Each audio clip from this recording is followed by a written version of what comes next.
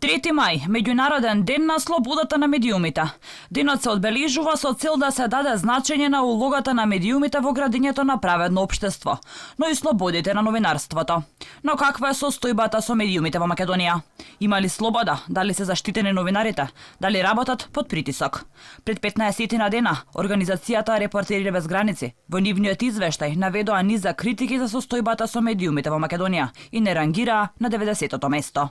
Ситуацијата со медиумите се влоши. Високи владини представници продолжија да им се закануваат и да навредуваат медиуми, а сајбер вознемирувањето и вербалните напади кон новинарите се зголемија на социјалните медиуми. Сето ова послужи да се засили добро вкоренетата култура на неказнивост. Но што кога нападите врз медиумите се од страна на власта? Што кога ги бойкотираат медиумите критички кон нив? Дали можете да ни кажете дали ја прифаќате поканата или не? Да, прифатиме ли поканата на Алфа телевизија? Не ја прифаќаме поканата. Не ја прифаќаме на Алфа телевизија. Ке видите зошто. Јас сум слободолюбец.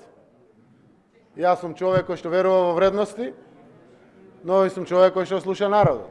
Веројатно има некоја причина зошто вака реагираат луѓето, не знам зошто.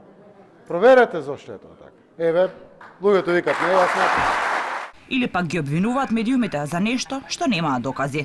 Факт е дека постои истражување, според кое што сума од 2,5 милиони евра завршила во телевизија Алфа и 3 интернет портали – Курир, Лидер и Нетпрес. Сите познати по ширењето лажни вести и манипулации. Но матрицата на владеачката партија за бойкотирање и обвинување на одредени медиуми не е само откако СРСМ е на власт. Кога беа во опозиција, дел од телевизиите и весниците заев ги прогласи за непријатели.